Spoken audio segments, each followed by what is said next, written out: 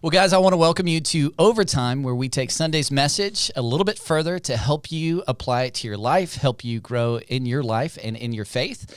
And today I'm super excited to be the host, which is different because typically, Jeremy, you are the one interviewing me. Yep. And today I'm the host. So as a host, I want you to make sure and subscribe, hit that button wherever it lies on your screen or on your device or wherever it is, on Spotify or Apple or whatever podcasting thing you're listening to. Just smash that device. Subscribe.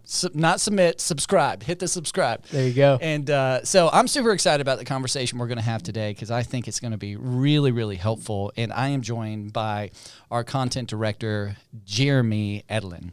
So welcome, Jeremy. Thanks, Buck. That was really good, too. I'm proud of you for hitting that intro. I think I stumbled over many, many things. It's okay. Well, they know to subscribe. Like, if there's any question, they know to subscribe. That's right. So with that said, Jeremy, before we jump in today, because I think, again, today's going to be really helpful, but there is something coming up this week. Yes. That I am really excited about. Maybe you may be excited. I'm sure there's a little bit of that, but a little bit of nerves. Yes. Your wife is pregnant. Yes, she is. And this is the week you're going to find out what the sex of the baby is. Yes. We're elated to find out what it is. I mean, we've been having all sorts of conversations, and it's wild how many people, it's like 50-50. Some people are like, come up and it's a boy. Yeah. Some people come up, it's a girl. And they can't all be right, but they're all very convinced that they're right. And so I'm like, I don't know. I don't know what it's going to be. And I've told God for a long time that I don't think I can handle a girl. Mm-hmm. So he's probably going to give me a girl. That's how it works. Yes. So we could very well get a girl, very well get a boy. I don't know, but I'm really excited about it. Now, is there something like, for me, I was with you. I had that same feeling. I don't think I can handle a girl, all this kind of stuff. And I actually prayed for a boy. Yeah. Like, I really did. And that's why we named Sam, because his name means, ask of God, Samuel. And so, like, are you in that place? Like, are you praying for a boy? Or are you, like, just emotionally kind of in this space to go, like, I wouldn't say I've prayed for a boy, but I think God knows where my heart's at. I've talked to him and said, I can't hide from you, God, so whatever you think. Gosh. Yeah. Here you go. Yeah, and Ashley and I, we talk about names a lot. Yeah. Because we're excited, and I just we feel she likes to like put together all these names and first name, middle name, and I'm just like, babe, I cannot. I need to know what the gender is, and then we can decide on a first name, and then we can go into middle names. But she'll throw around tons of names all the time, and I just can't even process them. I need to know what the gender is, and then we can figure out names. Step one, exactly. That's kind of how my brain works. And she's like, no, it's gonna be this and this and this and this and this, and so, exciting. Yep, we're stoked. You're gonna find out soon enough. I know. It's gonna happen. Well, I'm excited for you guys. Regardless if it's a boy or girl, I'll pray for you. Thank you. Yeah. Thank you. Maybe I should pray for it's a boy. I don't know. I don't know. I don't think I think God just knew my heart. Yeah. He's like, okay, your prayers, I get it. But, anywho. Hey, so to switch gears, you wrapped up our series that we've been in, all about relationships and how do we experience quality relationships. And throughout the series, we've said, hey, the quality of our life is only as good as the quality of our relationships. Yep. And there's so much science, so much research behind that statement. And one of the things that leads to quality relationships is what you talked about is forgiveness. I mean, forgiveness frees that energy inside of us for God to, come into that space, or for that space to be free so we can love, we can engage, we can talk with, the individual that may have hurt us in a relationship and begin to take some steps, towards a more quality relationship, which helps us with a quality of life. Yep. But forgiveness, man, this is a complicated one. 100%, Gosh, so many layers. And so I know on Sunday you talked about that there's this decisional forgiveness, emotional forgiveness, and then reconciliation. Mm-hmm. So there's like these three areas you said, hey, we're going to talk about it more on Overtime. So I'm excited about this conversation. So what's the difference between those? Like, is there something you could give us in terms of just a quick summary, why you lay that out, what those three are? Sure. And just, to kind of recap on Sunday a little bit, I mean, the whole foundation for all of these things is that forgiven people forgive. And I talked about that ad nauseum, that it's from the foundation of our own forgiveness because of the cross that we can extend that. And It's so difficult. This is why we've joked a lot about we need to do a whole series on forgiveness. Yeah. And I'm happy we get the podcast because we get to kind of expand on it a little bit more. But there's so many different whatabouts and what ifs and, well, this is what's happening. You know, so many different stories, so many different circumstances. It really is so complex.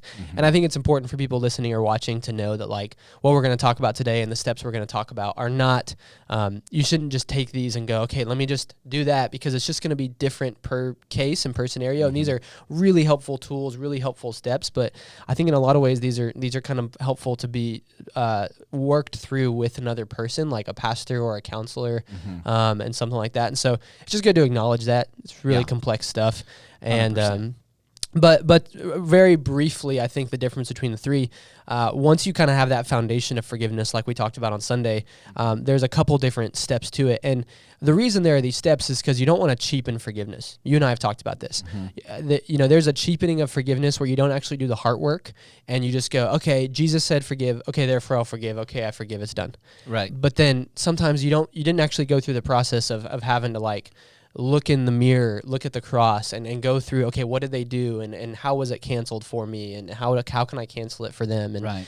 Which impacts the quality of the relationship. It's like, hey, I just made this, in terms of cheap forgiveness, if you will, hey, I just made this decision. Why isn't the quality of the relationship increasing? Well, there's still a bunch of energy inside your heart that is against them. Yep. And you're not going to experience the depth and the quality and the richness of that relationship until that's really dealt with at the heart level. Yep. Yeah, not only that, I think there's a concept from a book called Embodying Forgiveness that's called a judgment of grace. And that judgment word is really important because I think when we talk about forgiveness in this way, a lot of people can go, well, it just feels like I'm letting them off the hook, or it just feels like they're getting off easy. And it's important to recognize that in these steps and these processes, there is a judgment process for you and the other person, and a judgment that we're all going to face from God. And so that's a whole nother equation there. But it's important to say judgment of grace because you do want to get to a point to extend grace, but God doesn't extend grace without judgment first. There is a judgment, but then because through Christ, then he extends grace, in spite of our sin. And so it's important to recognize that this process doesn't just let him off the hook. It lets you kind of see things and see through that, not overlook it, but really look at what was done, right, and then get to a point of forgiveness. Yeah, that's good. Yeah. So I think that's helped lay some of the groundwork. But to answer your original question, to summarize it, it's decisional, emotional, and reconciliation. Decisional forgiveness is really a head decision to say, I'm going to cancel the debt. And emotional forgiveness is really a heart decision to say, now my emotions, what I feel in my heart changes. And that is something that can take months, years sometimes, and that's really all of this is involving God, but emotional forgiveness is really saying, God, would you come alongside me, change my heart as I go through this. And that's where you once saw the person through kind of anger and a resentment and being upset with them, and then you sit across from them, and even though they hurt you at some point, you see them with love and compassion. And God works that, through the Spirit really in us. God works this kind of heart change in this process, and then once you get to a place of forgiveness, only then can you really go to, okay, now let me reconcile. Right. And sometimes reconciliation isn't possible. Because it's a two-way street, and sometimes sometimes the person has passed away. You know what I mean? And you can't reconcile a relationship that's no longer in existence. I mean, you can only kind of hold your side of the story and work through forgiveness in that way. But reconciliation is the rebuilding of trust in a relationship. Trust is the essence of a relationship. That's what builds a fabric of relationship between two people. And reconciliation is rebuilding that trust because it was broken when the person hurt or continually hurt an individual. So yeah, and I love what you said earlier, because as you went through the differences between those, just at a higher level, I think sometimes the emotion is so great because the offense was so great that you can't do this on your own. I think that's such an important point. I think we get stuck in forgiveness because we try to do it on our own. And, it's like, hey, listening to this podcast, they're going to hear some things you're going to say. And I'm not saying that's not a great first step. And maybe you can individually do this. But maybe the emotion is so heavy or complicated or so hurtful that you need somebody like a coach, like a guide, like somebody to hold your hand, to walk with you through this process. And that's where a counselor or a pastor or somebody, a small group leader perhaps, who's worked through this can help you through the process, because the emotion can get so heavy. Yep, for sure. And on that note, I would say if anybody's listening and they're unsure, just to reach out to our staff, just to reach out to, we would love to help in any way we can. I'd love to help in any way I can, if that's something that somebody's trying to figure out how to navigate. Now, one last thing before jumping in is to kind of decisional forgiveness. But I know there's a book that you have gotten a lot of this material from that may be helpful for the listeners. Yes. Can you talk about that? Yeah, there's a few different resources over the years that have kind of helped me figure out what the differences are. But the main one is called Forgiving and Reconciling by Everett Worthington. And I shared part of his story on Sunday and kind of what he went through in his life. And this book has really been revolutionary for me in my life. And I knew about, because a lot of our conversations and other books I'd read, I knew about decisional forgiveness and the idea of canceling the debt, but I had never heard this concept of emotional forgiveness. And it was one that I had bumped into to go, man, I'm trying so hard to cancel the debt, but I have this like pile of emotion that just keeps coming up and it's like getting in the way and I don't know what to do with it. And this book really helped me understand the difference between the different steps and how to go through them. Yeah. So what's the book called again? Forgiving and Reconciling by Everett Worthington. Okay. It's got a little bit of I think it's a little bit of an older book. It might have been published in like 2000 or something like that. Yeah. So it's and it's got a little bit of a cheesy cover, but it's fantastic. Yeah. It's so good. If you're listening and you go get that book and you just read the book now and then turn us off, that'd be great. Yeah. Yes, because a lot of what I'm going to say today is from that book. So that'll be a far better resource than what I try to recap on, from Worthington. So, but you'll give us some context to that. Yep. So. Yeah, keep listening and buy the book, so multitask. Yeah. We don't get any benefit from the book that benefits for you. So yeah, I've never even met the guy, but he's great, I'm sure. There you go. So I know one of the things we're talking about is this decisional forgiveness, which I like how you said it. It's like more the head stuff, not the heart stuff. And that's my struggle is, man, I live in my head to my heart is really difficult. And I've struggled with that my whole life. So talk about decisional forgiveness. What is that? What's the context of that in terms of forgiveness? Yeah, decisional forgiveness. So this is really based off of, kind of the differences between the two are based off the two scriptures we looked at on Sunday. So one was the Lord's Prayer, where it just talks about, forgive their trespasses as your trespasses have been forgiven. And that's it was very kind of black and white, the way Jesus said it. And that's more of the head space. Whereas the parable that he talked about ends with forgive your brother or sister from the heart. And that's the emotional side of things. And so decisional forgiveness is like you said, it's really in the head, and it's making a decision to go, I'm going to cancel the debt. And there's a couple things that you can do to do that. One, I think one of the best ways to do it is going through. You shared kind of a process of decisional forgiveness a little bit. You didn't, we hadn't like phrased it that way. Right. But back in April, we shot a podcast. I wrote it down. It's called "Why Forgiveness Transforms Your Faith," and it was back in April. And that one, you went through a great set of steps. And very briefly, I think the 4 steps. I always forget. I think 4 steps. 4 steps. Yeah. So writing down what happened, what was the offense, writing down what it did to you. What are the effects of it? How did it impact your life? And then choosing to cancel the debt. And that was kind of the what was the fourth one? Yeah. So it's what did they do? What do I struggle with as a result? What did they owe me? Yeah. What do they owe? Yeah. And then the 4th step is canceling the debt. Yep. Saying, ultimately, what are you going to do with what they owe? Yep. Because that's the energy. Yeah. But like you said, I love what you said. It's not so much like you're forgetting it. Yeah. You are naming what they did. Yeah. Which is really, really important in terms of this decisional forgiveness. It's going, I know what you've done. I know what I struggle with as a result. I know what you owe me. Yeah. Okay, that is so clarifying. And now it's like, what are you going to do with that? Yep. And that's to your point earlier, forgiving people for gift, where it's really difficult to take that debt that they owe you and cancel that debt if you haven't personally experienced this. Yep. And this is one of the benefits of Christianity. So if you're listening, and I think if you're like, man, I haven't placed my faith and trust in Jesus, I think one of the greatest things, or one of, many, but is the idea to personally experience that forgiveness. Yeah. To know that you've been forgiven for past, present, and future sin, to let that sink into your heart. It empowers you to do things that otherwise you couldn't do. And that's a huge value add of Christianity. Yep. And sometimes I agree with all of what you said. And sometimes I think going through the process of decisional forgiveness is enough. You might get there and go, man, I really feel like God did something in me in that work. Right. And I see them differently. I feel love and compassion towards them. And that's true. But once we make that decision and we choose to begin, we might have had like hostility towards them before. Hopefully after making the decision to cancel the debt, we're kind of trying to control some of our negative behavior then afterwards. And that's the emotional piece. Yes. That's going like, hey, I've done this maybe in my head. I get it. Makes sense. But now my heart, how do you get to the heart? Talk about the emotional piece of forgiveness. Yep.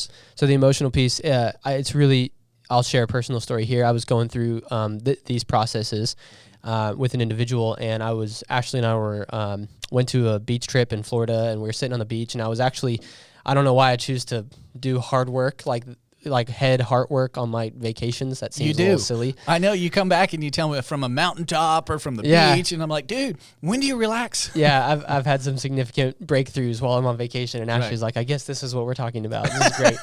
But I've tried not to do that too much. But so I was sitting on the beach and I was looking at the waves and I was just talking to God, and I was really wrestling with this like whole head and heart concept. And I remember I just heard very clearly in my head a prayer that I wrote down, and I just began to pray it every single day is, God, help me feel in my heart what I've chosen in my head.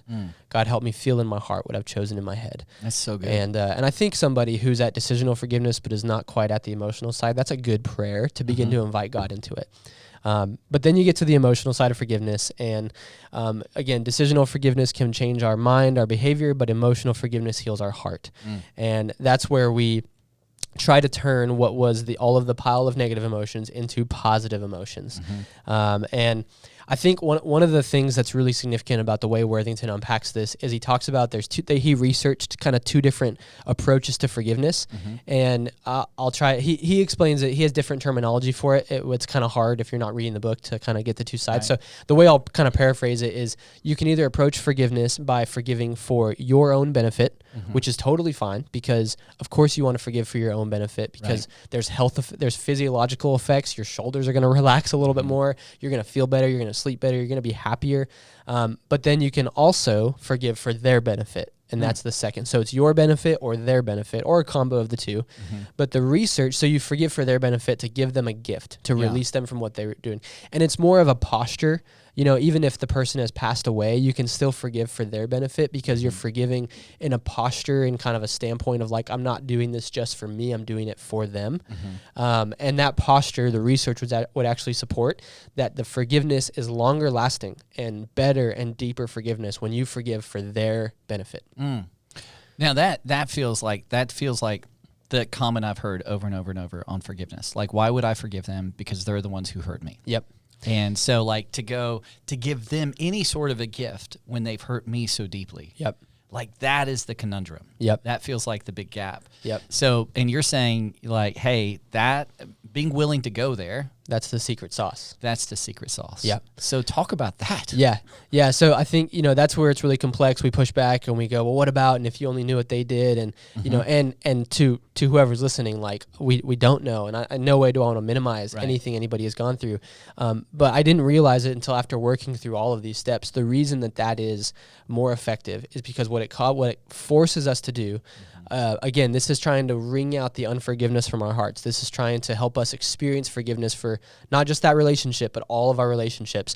And the reason that I think it works better to try to forgive for their benefit is because it forces us to go to a place of empathy.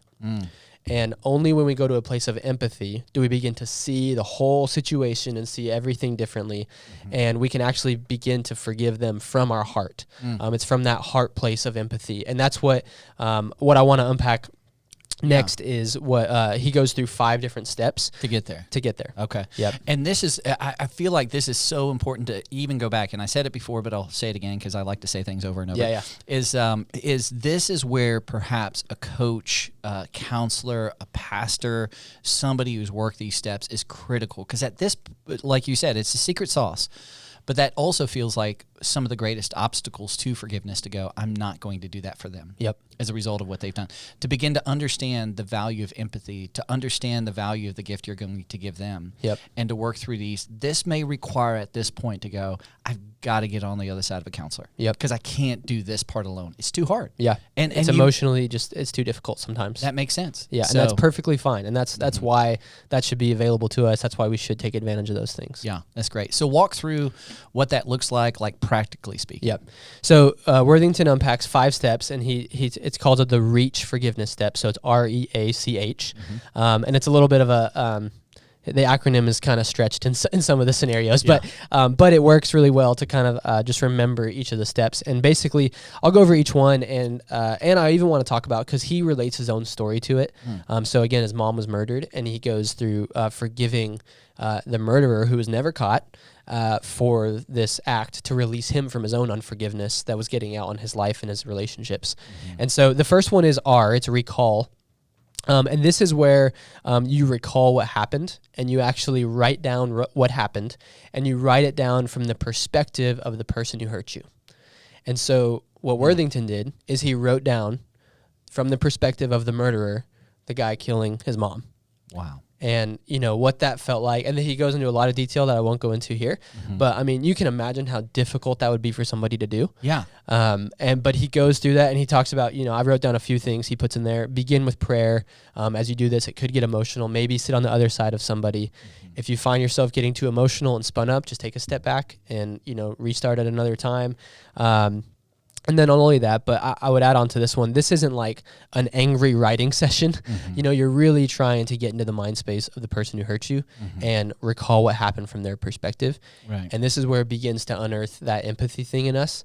And this is a whole part of that whole heart transformation. Yeah. What's not helpful is when we get into the kind of ranting and venting place, because a lot of research would support that ranting, venting, it feels good. Let's go grab a drink and let me just, in my anger, just say, this made me so mad, and I wish they, that actually kind of builds up the unforgiveness in us. That hurts us Puts long more term. energy there. Yeah. Well, I know, and if I'm hearing you right, I know, with my dad, I've been fairly public with some of the gaps and hurts and wounds and forgiveness with him. I know part of this step for me was realizing, going to his family history, and the counselor I was working with told me to call his sister and my aunt and talk to her about his childhood. Yeah. And I did, and I heard about like his mom, how many times she threatened suicide in front of him. Yeah. His dad never told him, I love you, until he was 31 years old, and never hugged him. Not any physical affection. Yeah. The affection was with money. And so that's, one of the things that gave me insight into my dad. And so as I was processing this, and like from his perspective, like, there's such benevolence. There's a piece that my heart softened for him. Yep. Even though he committed such offenses, that my heart was getting softer in doing this. Like from his perspective, why did he say the things to me as a little boy? Yep. Why did he do the things to me as, a 12-year-old or 8-year-old or 15-year-old? Yep. And it's such a powerful step. 100%.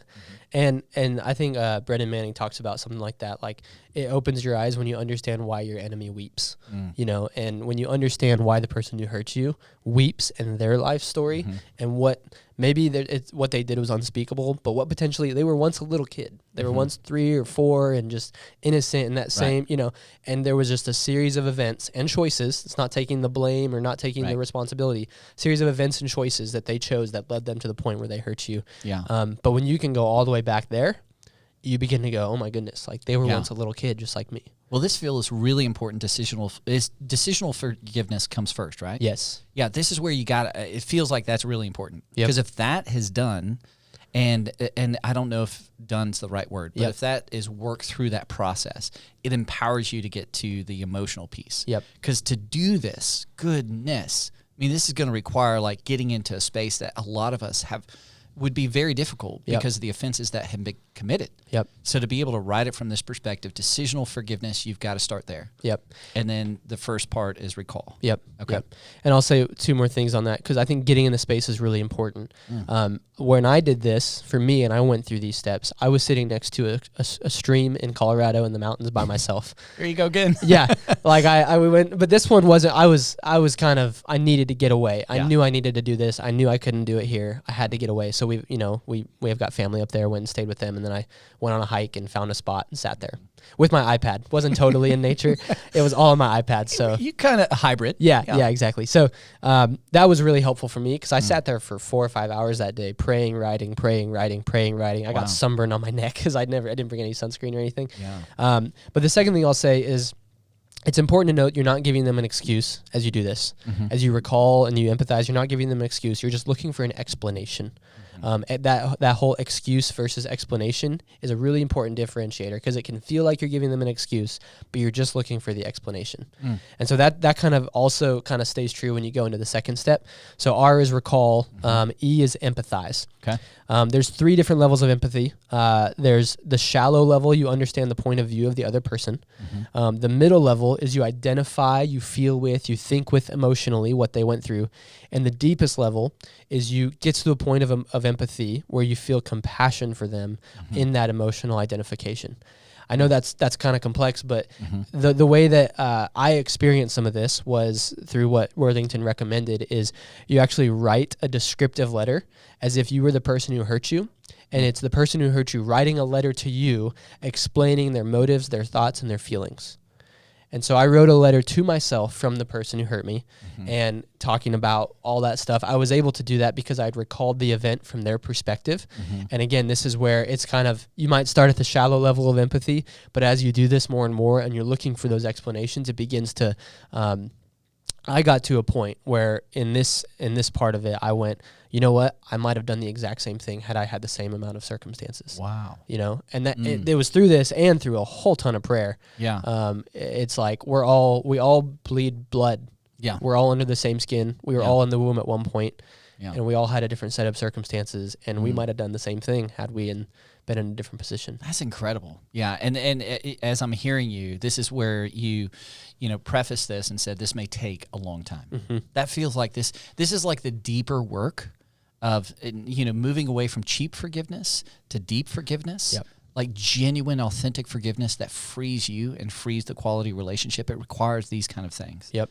Which is awesome. Okay. Yep. So keep going. Okay. So that is empathize. And I think if you don't get to like a level to begin to feel some of that empathy, it's probably important to pause here. Like you said, it's probably important to like rework these a couple times. Again, this is not linear and decisional and emotional. It's not just a linear grid. Like it's a heart thing. So it's just complex, and we've already covered that. But I would say like do what's necessary to get to that place of empathy.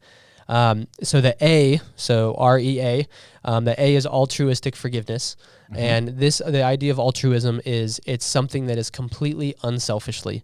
So you forgive with the complete motive, not for your own benefit, but for their benefit. And that goes back to that research and why and this, support behind it. But you completely give for their benefit, unselfish. The way you're empowered to do that is because you've already empathized to the point to understand how you would feel if you were them and how much shame and guilt and pain and anger that you probably have if you're them. And it's from that place that you go, okay, I want to extend forgiveness to them for their benefit. Right. It makes so much sense, the sequential order of these. Yep. Like it feels like you have to go there to the empathy piece to get to this place. Because this just, if you started here, I could, imagine somebody going, hell no, not a chance. But as you said, if you're laying the foundation, it feels like you're building a foundation to be able to do this. Yep.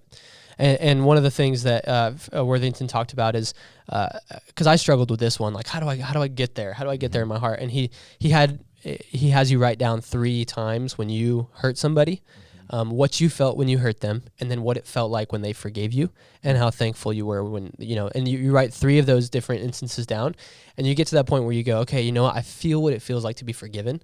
Man, and I felt what it felt like to have all that shame and guilt, and I want to extend that to the person. And that's where you go altruistic forgiveness. So that's kind of the write down steps of that last part. Yeah, that's powerful. Yep. So then what comes after that? C. So these last 2 are not as, there's steps to them, but they're a little bit more, it just depends on each person and what they decide to do. But C is to commit to publicly forgive.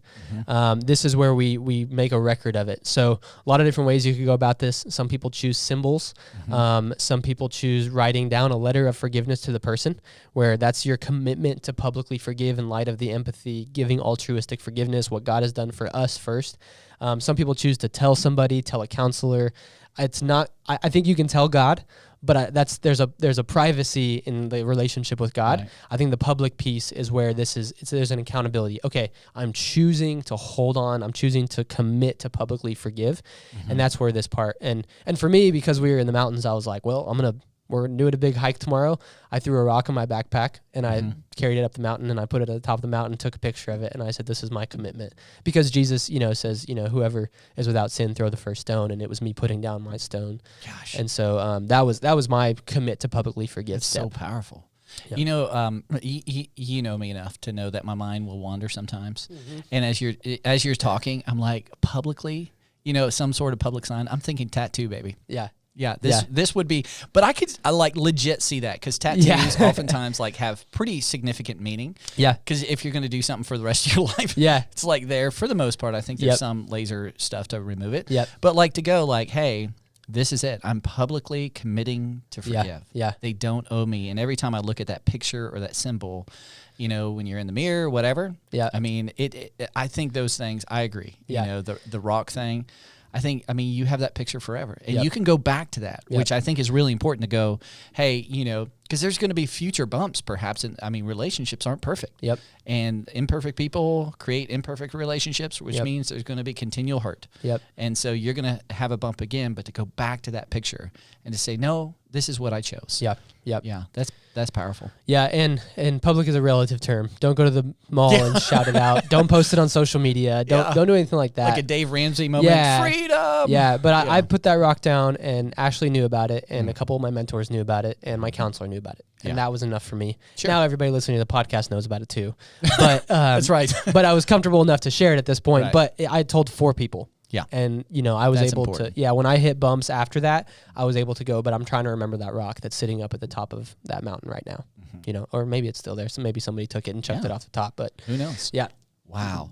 Okay. So the last is C, then H. H, hold on to forgiveness. So this is where sometimes we go, okay, I put the rock down, or I wrote the letter. I'm still angry. And it's like, okay, well, holding on to forgiveness is kind of holding on to that commitment of publicly forgiving. So saying, I have now forgiven. God, I'm praying that you would work this in my heart through the level of empathy, through the level of altruistic forgiveness, through recalling the event. Sometimes this requires you to go back and reread all the steps that you've gone through over and over and over again. Continue to pray over these things. I wish we had time to unpack the story in Genesis of Joseph, but after his brothers heard him and his family and all that stuff, he says, you intended to harm me, but God intended it for good. And what he did in that moment is he rewrote his story. His story could have said, look at all the bad stuff that happened to me, and man, you're lucky I didn't have it so bad in the end. But no. He said, no, you intended to harm me, but God intended it for good. And in that moment, he rewrote his story. And that's a little bit of what we need to do when we hold on to forgiveness. We need to rewrite our own story to say, I'm no longer a victim. This thing happened. Here's why this potentially happened. This hurt me, but it doesn't define who I am today. It was a part of my story in this way, but I'm going to rewrite what that means to me today. That's so good. Yeah. And I could see this is one of those things to go, like, if you're just willing to do this, like the depth of that person, like you begin to understand, like, walking and working through these stages, the whole reach, is something that begins to reveal something deeper in you. 100%. Teaches you, like, shapes your heart, allows you to experience empathy at a greater level. And in other words, you could say, perhaps, in this process, that what was harmful actually came to a light to do something in me that was good. Yep. But it requires doing the work. Yep. And it will grow you, deepen you, sharpen you, mature you, as an individual. And it all started with that offense. Yep. And that's where you could get logically perhaps to the place to go, what was intended for harm, God intended for good. He was growing you in the midst of that. This is why Paul talks about all the time in the New Testament that in his sufferings he was joyful because he knew that God was working something in his heart in the process. Yeah, there was a good outcome to it. Yeah. Which, that's so illogical initially. You're like, 100%. no, how could a good God? And, this is, again, one of those things, God disciplines those he loves. Now I'm not saying too much, so I want to be really careful with what we're saying, because there are lots of offenses that happen because this is a broken world. Yep. But it's like what you do with those can produce something really good in you and through you. So last of all, we have decisional, emotional, and now it's like, what do we do with that person? Reconciliation. Yep. So I think only once you've gone through the process of forgiveness to reconcile. And I want to add one more thing to holding on to forgiveness. I think my counselor shared a really good analogy with me once. When we get hurt and we're in this steps of forgiveness, it's like there's a splinter in our arm, and that was the hurt that happened to us. Sometimes it's an entire piece of 2x4 that's in our arm, Right. and it's what it feels like, and there's different hurts and stuff. But basically, when we go through forgiveness, we take out the splinter and we allow it to heal. But it scars over, and we still see that scar. And so I think sometimes when somebody still feels the emotion of an offense after they've gone through all these steps, they go, well, I guess I didn't forgive after all. That's okay. It's okay to feel some emotion when you get through all of this. But what you're doing is you're looking down at the scar and remembering how it hurt. It's okay to remember how it hurt. Obviously, you don't want to ruminate on those things and let those take root again. But that's kind of a good frame of reference to go, you will always have that scar, and that is okay. That's really good. Yeah. But once you work through this, you can kind of begin to jump into reconciliation. Reconciliation, again, not always possible, but when it is the rebuilding of trust and health in a relationship. And Worthington gives 4 steps, and these steps are not linear at all. I mean, it's kind of just 4 postures, 4 ways of kind of identifying, as you work through reconciliation. But I'll just quickly hit on these. The first is that, you have to make a decision to actually see each other. Reconciliation, it talks about, is not a one-way street. It's 2 people. 2 people must be willing to reconcile. And making a decision to see each other is not, oh, now we're good. Now trust is built back. It is not a bridge that is leapt. It is something that is slowly walked over as you meet the other person in the middle. And so making that decision, whenever there's a good analogy that I've heard that whenever there's a hurt or a betrayal or an offense, it's like there was once this rope, and this rope had all these individual strands, and this was the rope of trust between 2 people. 2 people could hold onto this rope, and it would hold them together. When somebody does an offense, they cut the rope, and they cut all the individual strands between. And this could be a massive rope in a marriage, decades and decades of marriage, or it could be a smaller one in a friendship, something like that. But it's a rope, and all the strands of trust that had been built are cut in that moment. Reconciling and beginning to be on the other side of the person and talk about what happened is going strand by strand by strand, rebuilding that rope of trust between 2 individuals. Yeah, it's really hard. Yeah. But that's really, really important. And I think, again, the empathy piece, it's easier to be on the other side of the person who committed the offense when you've kind of gotten in their shoes. Yep. And understood a little bit about, like I mentioned, my dad, sitting on the other side of him after a long time going through a process of forgiveness, and then finally seeing him at the restaurant that we sat and met at. Yep. A year after we hadn't talked. Part of what gave me air in my lungs and the empowerment to be there was going, having benevolence. Like, my heart hurt for him a little bit. Yep. Because I understood his context. Yep. Yeah. Yep. That's good. Sure. Okay. What's next? So the next one is really just continuing to discuss, but discussing about the conflict and trying to stay emotionally level when you do so. If either party is struggling to stay emotionally level in this process, it's probably not a good idea. And it's probably not a good idea when your life is stressed out to the max. And if you've got like 5 kids under 5, which I think, or you didn't have that at one point, or no, did you? Yeah, 6 and under. 6 and under. So when you have 5 kids, 6 and under, it's probably not a good idea to try to work through all this heart stuff because you're going to be stressed to the max, and that's just so difficult to do. But if you can stay emotionally level and have these kind of conversations, these are the conversations that are going to lead to healing. And it's where you ask questions about what happened and the other person asks questions about what they did to you as well. And 2 people talk about their parts of the conflict, not in a victim sense, but in a here's my responsibility, here's what I've done to work on it, here's what I've been going through as a result of this. And as you talk about that, again, you begin to build those levels of empathy because you understand, not giving them an excuse, allowing an explanation to be happening. And then if there's a good point at it, I think it's great to extend forgiveness and say, hey, what you did really hurt, but I forgive you. And I want you to know that. And that could be a really, really big moment for that other person to hear that and release them from what they've potentially been carrying. Yeah. Well, and I think that could get very complex, especially if the person on the other side of you is not seeing what they've done as an offense. Yep. And that's where I think if you've done the work and there, maybe narcissism's playing into that, maybe there's mental disorder, maybe there's a lot of things that can play into that moment. Yep. That you're having this discussion that they don't see it the same way you see it. But your ability to say, hey, listen, that hurt and I forgive you. Even if they're like, it frees you. Yep. And maybe in time, that gift to them. Yep. That gift of forgiveness, even though they don't see it in that moment. Yeah, but if you've done the work, I think you can be in that moment. If you haven't done the work, I think that moment could just push you out. Yeah. Yeah. I think if the person's like, I didn't hurt you, it's probably not a good idea to extend forgiveness and say, I forgive you. It's going to feel passive aggressive to them. Yeah. And sometimes that really is just for you. And I'll also say this, I think that this is not from Worthington. This is from Jeremy. So take this with a massive grain of salt. Sure. But I think sometimes we go into it like, I'm going to reconcile and it's going to be just like it was. It's okay to give yourself the freedom for it not to be just like it was. Sometimes you can only reconcile to 50% of what the relationship was before because that thing is just always there and you don't know how to get past that. That's always going to be there. It's that scar and it's just too big to kind of just go, oh, we're going to be just like it was before. Right. Sometimes only 50%. And that's okay. You can still work a process of reconciliation up to that point to be, whatever a part of what was once before. Right. And I think, I love that because I keep going back to my dad, but, there are things that I desire, I wish, I hoped we could reconcile and that he could provide me as a father. I just know that's not going to be possible. Yep. Now, maybe God tomorrow will do a miracle. I mean, that is part of the equation. But what I do have is the 50%. Yep. I have 50% of what I didn't have. Yeah. And so there's 50% of good. There's 50% of things he does in my life as a son. He does in, my son's life as a grandfather. And it's not to the ideal, but it's at least the 50%. And that required forgiveness to, appreciate some of that. For sure. So the last two things, detoxifying the relationship is really just continuing to have those conversations, continuing for both people to focus on their side of the story, and recognizing it's a process and it's building experiences on the other side of each other that build each of those strands of rope over and over again. And it's also being thankful for the progress.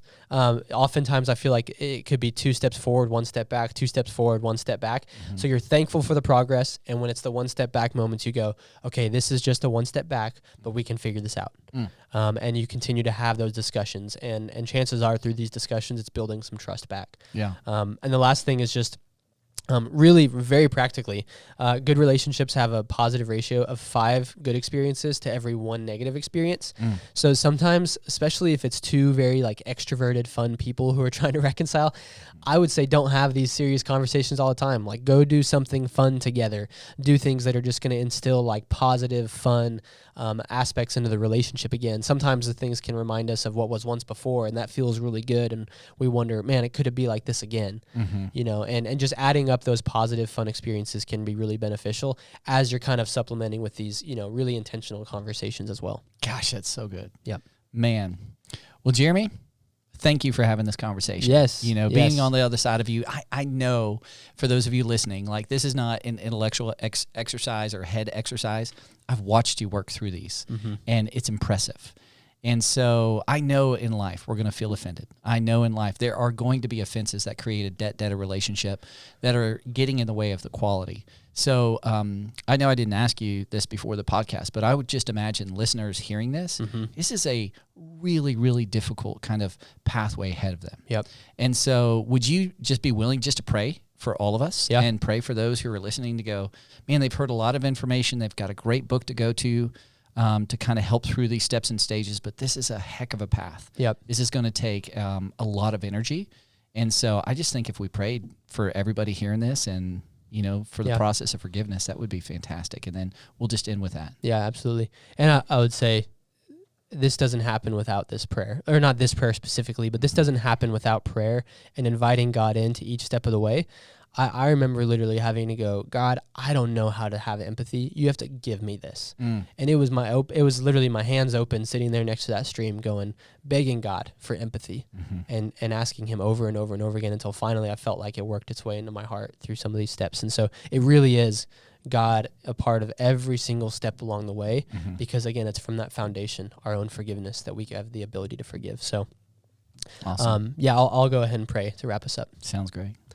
Heavenly Father, thanks so much for every single person listening, every single person watching.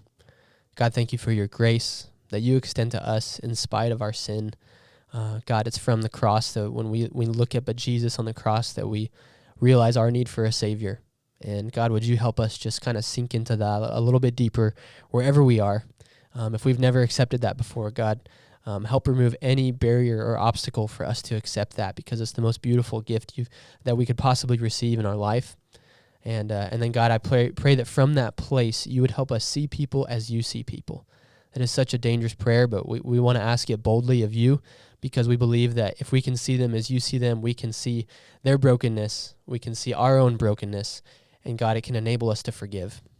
I pray for the healing of people's hearts who are listening, who have perhaps had unforgiveness wreak havoc in their life for years. I pray that you would give them the strength and the courage and the hope to work through a process of forgiveness, provide the people they need to help them to do it.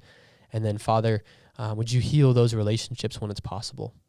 God, only with your help can we experience quality relationships in this way. So walk through it with us. We thank you that it all starts with your Son, and it's in his name that we pray. Amen. Amen.